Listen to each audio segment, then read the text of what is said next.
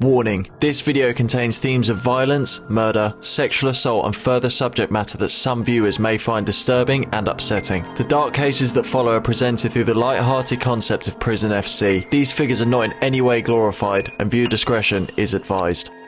Prison FC is a term that has gained popularity in recent years to poke fun online at footballers who commit jovial crimes. In some cases, these crimes turn out to be less jovial and instead more sinister and twisted. In this video, we will be looking at the 11 players that I've put together to create our own Prison FC, but with the most interesting and harrowing cases. Starting off with an incredibly dark case, the goalkeeper for the team is Bruno Fernandes de Souza, more commonly referred to as Bruno. The Brazilian goalkeeper played 206 games in a professional career that spanned from 2002 to 2021. He won trophies with Flamengo, even scoring 2 goals for the Brazilian side, but it was whilst at Flamengo that disturbing secrets from Bruno's personal life came to light. Despite Bruno being married, he was allegedly having an affair with Brazilian model and actress Elisa Samudio, who fell pregnant and claimed that Bruno was the father. A year prior to her disappearance, the model filed a complaint to the police saying that she had been kept in a private prison by Bruno and his friends, where she was forced to take substances intended on forcing an abortion, as well as being threatened physically by the men and even having a gun pointed at her head. The judge on the case denied her protection and instead accused her of trying to exploit Bruno because of his money and reputation. After the child was born on February the 10th, 2010, Bruno refused to pay child support, resulting in Elisa to sue the goalkeeper when he was involved in negotiations for a lucrative move to Italian giants AC Milan. It was during this time where Elisa went missing and the child turned up with Bruno's wife, raising suspicions that were directed towards the goalkeeper's involvement in her disappearance. She was last seen at Bruno's farm, where he claimed she left of her own accord, abandoning her son, but a much darker truth was set to be revealed. What had actually happened was she had been abducted by Bruno and a group of friends, where she was allegedly strangled to death before her body was cut up, with some parts fed to dogs and others buried under concrete. Bruno confessed to organising the plot and was sentenced to 22 years in jail for the assault,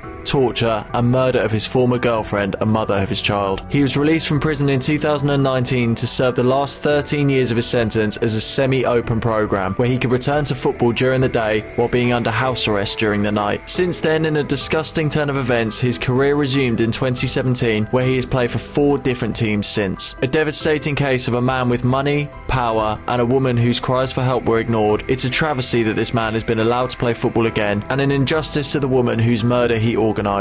Our back 3 starts off with a Premier League icon, a player who's made 504 appearances for Arsenal, 66 caps for England and won 4 English League titles. I am of course talking about the one and only Tony Adams, a player who's considered to be one of the best centre-backs that the Premier League has ever seen. He uniquely captained a title-winning side in 3 different decades, winning the English top flight in 1989, 91, 98 and 2002, and recently earned himself a spot in the Premier League Hall of Fame. So how did a man who seemingly had it all, captaining one of the best sides in world football as well as his country at Euro 96, end up in prison? Well, like many players in the 80s and 90s, Tony Adams had an infamous battle with alcoholism. His problem started soon after an injury kept him out of the first team after making his debut at just 17. He used alcohol as a way to cope with not being able to play, and the well-known drinking culture within the Arsenal dressing room that contained the likes of Paul Merson and Ray Parlour caused his problems to spiral. He eventually admitted to being an alcoholic in 1996 and sought help. However, the offence that put Adams in prison took place 6 years prior in 1990.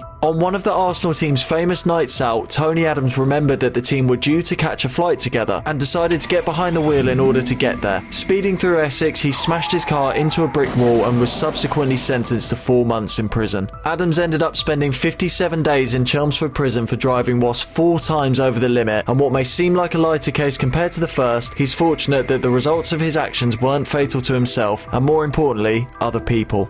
Since he went clean in 1996, Tony Adams won 2 Premier League trophies and has been an ambassador for people struggling with addiction to seek help and turn their lives around. The second defender to make this team is Ukrainian Vladislav Piskin, a player who spent the start of his career between 2002 to 2011 at former Ukrainian side SKCHF Sevastopol. It was whilst at Sevastopol that Piskin's actions would not only change his life, but also the lives of the family of a mother and her 2 children. At the beginning of the 2010-11 season, Piskin had bought a new car and decided that the best way to try it out was to race it through the streets of Sevastopol. Sharing the car with his girlfriend, Piskin allegedly raced assists his friend, and as they sped through the streets, the defender lost control of his car whilst attempting to overtake the car he was racing. His BMW mounted the pavement, colliding with a lamppost and a building, fatally hitting Lena Vonkova and her 2 children, 2-year-old Kira and 5-year-old Nastia, just 150 metres from their house as their father and husband watched on. It's reported by eyewitnesses that the police had to disperse an angry mob who tried to strangle Piskin, and he was taken to hospital with just a broken leg and concussion. Following his trial in 2011 that saw the victim's family refuse 12 million hryvnias, Piskin was sentenced to 9 years for his recklessness, 3 years for each victim he killed.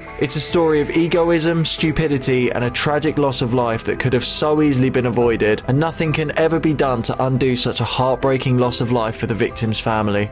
The final centre-back in this team is former Nigerian international Godwin Okaro, a player who rated himself so highly that he said he was so good in his prime that he could have played for Juventus or Real Madrid. Neither side ever tried to sign him, and his big move to PSG was miserable, hardly ever getting a game. Despite Pele predicting that Okaro would be one of the best in the world, his career had minimal highlights, with the peak seeing him earn a place in Nigeria's 1998 World Cup team that beat Spain in the group stages and were eventually knocked out by Denmark in the round of 16. He retired in 2004, and a year later, when returning from holiday in Lagos, Nigeria, Okaro was arrested at Paris airport before he could even join his family. The details behind his arrest and subsequent prison sentence came to light during the trial, and the details are absolutely harrowing. Together with his wife Linda, they allegedly tortured, abused, and forced his adopted daughter Tina to have sex with Godwin when she was just 14 years old. Godwin denied the accusation, saying that the sex was consensual, in complete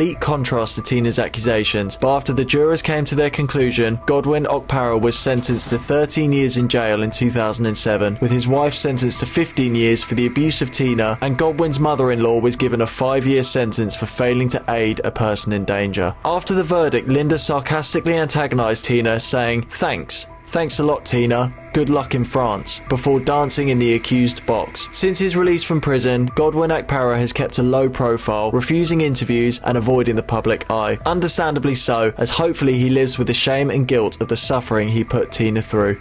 If you Google Jan Moulder online, you'll likely be greeted with a former Dutch footballer who's now a journalist and presenter. This is not who we're talking about today. Former Dutch left-back Jan Moulder played 16 games for Feyenoord in a journeyman's career that spanned between 1982 and 1999. Following his retirement, however, in 1999, he was found guilty of manslaughter of one of his best friends, Jan Bass. When drunk, the two engaged in an argument where Moulder kicked Bass in the head, and these kicks proved to be fatal, with Bass sadly not managing to survive the attacks. Moulder was sentenced to 7 years in prison and has since faded into the background following his release, with little report to his whereabouts these days, although he was last accused of match fixing in 2013 during the 1992-93 season with Telstar, accusations that he responded to by threatening to kill whoever tries to accuse him of such lies. Moving into the central midfield of this team, our central midfield partnership begins with Tunisian former professional footballer Nizar Trabelsi. His professional footballing career was short, making only one senior appearance for Dusseldorf in the 1989-90 Bundesliga season, scoring in that game. It later turned out, however, that his football wasn't his sole focus, with a more terrifying and catastrophic aim in mind. Trabelsi had travelled to Afghanistan on several occasions to meet Osama bin Laden, the infamous leader of terrorist group Al-Qaeda. In 2001, Trabelsi was suspected of plotting an attack on the US Embassy in Paris, where he would wear a suit on top of a suicide vest, intent on blowing up the building. Luckily, however, he was uncovered and stopped before he could carry out his planned attack. In 2003, he was sentenced to 10 years prison time in Belgium after being found guilty of possessing illegal weapons as well as his ties to Al-Qaeda. The second central midfielder in this team is notorious footballing bad boy Joey Barton. Now manager of League One side Bristol Rovers, Joey Barton's playing career was littered with controversy, from elbowing Carlos Tevez and kneeing Sergio Aguero on the final day of the 2011-12 season, to mocking Ibrahimovic for his nose in Ligue 1, and has been charged with violent conduct 3 times by the English FA. From the glittering stages of top-flight football, what actually sent him to prison in fact took place outside of McDonald's on December the 21st, 2000. 2007. Barton was on a night out with his friends and family and became involved in a confrontation outside the restaurant after his cousin antagonised a group of juveniles. This progressed to the midfielder knocking a man to the floor before straddling him and punching him 5 times while his cousin threw food. He then punched the man a further 15 times, followed by attacking a 16-year-old boy and breaking his teeth. Following the attack, Barton admitted he had an alcohol problem, with the consumption having a significant impact on his actions, and he was sentenced to 6 months in prison in May 2006 for assault and affray, but was released after serving 74 days. He also had to pay £2,500 for the reparation of the 16-year-old's teeth, cementing Barton's reputation as a footballing troublemaker for the rest of his career. Right midfield, and one of the more famous cases in this video, in England at least, it's Adam Johnson. Former Manchester City and Sunderland player as well as England international, Adam Johnson's career was beginning to really take off until allegations of inappropriate conduct with a fan were taken to court, where a more sinister whole truth was revealed. A 15-year-old schoolgirl and Sunderland fan, whose identity is quite rightly protected, began messaging Adam Johnson on WhatsApp after he gave her his number and offered her a signed match-worn shirt. When the girl thanked Johnson for the shirt, he sinisterly replied, "No problems, you owe me lol." Adam Johnson was her favourite player, and when she told him that she had just turned 15, Johnson continued to message her and tried to exploit her infatuation for his own gratification. The grooming led to the pair meeting up and kissing, which further led to Johnson unbuttoning her jeans, but the two did not engage in full sexual intercourse. Following the trial in 2016, he was sentenced to 6 years in prison at Bradford Crown Court after being found guilty of sexual activity with a child and grooming. He was stripped of his England caps and tormented during his time in prison by other inmates. Johnson's girlfriend stood by him during the trial and has since left him, while the victim was left feeling guilty, used, and subject to varying online abuse and accusations throughout the trial. Adam Johnson's Sunderland contract was terminated and has not been able to return to football since his release, despite writing an open letter to clubs begging for a chance to resume his career. This distasteful ignorance to what he has done, combined with a video that surfaced online of Johnson laughing about the sexual assault with his inmates, reflects the type of person that Adam Johnson is, and thankfully it seems he will never return to the sport. In left wing is without doubt the most famous player in this team, known for his flair, skills, and being regarded as one of the best players to ever play the game, 2005 Ballon d'Or winner Ronaldinho. Despite the devastating heights of his career, when he retired, Ronaldinho reportedly had £5 to his name and was declared bankrupt after suffering a heavy fine for illegal construction in Brazil. What put him in prison, however, was unearthed during his arrest in 2020. With the former Barcelona winger's Brazilian and Spanish passports seized by Brazil's authorities in 2019 for separate legal cases, he was detained in a Paraguayan prison for the alleged use of a fake Paraguayan passport, which Ronaldinho claimed was given to him by a local sponsor. Protesting his innocence as an honest mistake, Ronaldinho was sentenced to 5 years if convicted, but the defence team managed to get him out after just 5 months. His own defence team labelled him as an idiot, and it's sad to see such a legend constantly finding himself in various levels of trouble. But since this incident, his record has been clean, and there are hopes for an improvement to his legacy off the pitch. Much like Joey Barton, if you live in England, you will already have a preconception of what kind of a person Jermaine Pennant is, and this video is not going to help. In February 2004, Pennant was given a 16-month driving ban after he was caught drink driving in Paddington. This punishment not only didn't stop him driving, but also driving whilst drinking, as he was arrested and charged with drink driving and driving while uninsured in January 2005 after crashing his Mercedes into a lamppost. To make matters worse, he initially identified himself as England legend and close friend Ashley Cole. Pennant pleaded guilty to drink driving and driving whilst disqualified and was sentenced to 90 days in prison, being released after serving just 30 days. He immediately returned to play for Birmingham City and had to wear an electronic tag, becoming the first player to wear an electronic tag whilst playing in the Premier League. Fast forward to April 2012, Pennant was arrested once again following another drink driving offence, whilst again not being insured, and was disqualified to drive again when he was involved in a traffic collision. The following year, he was issued a 3-year driving ban, as well as an 8-week sentence in jail that was suspended for a year.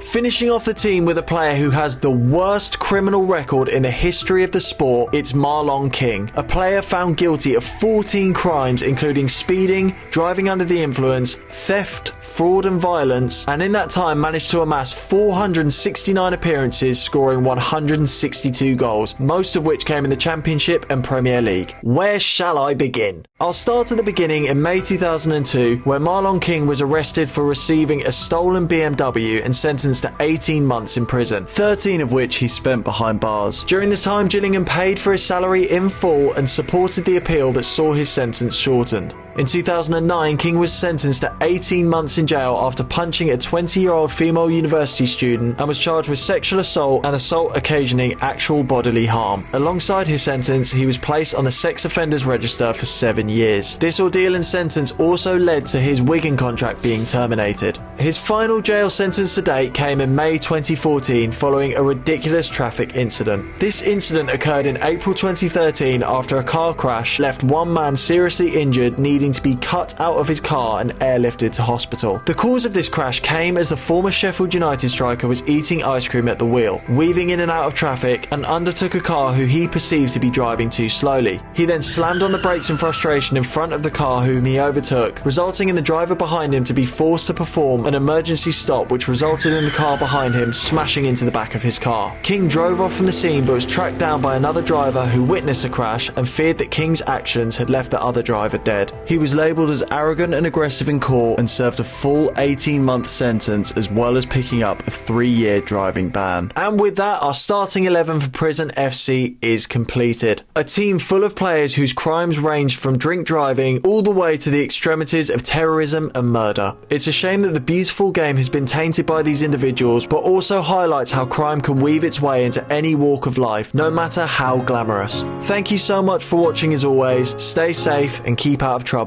Peace and love.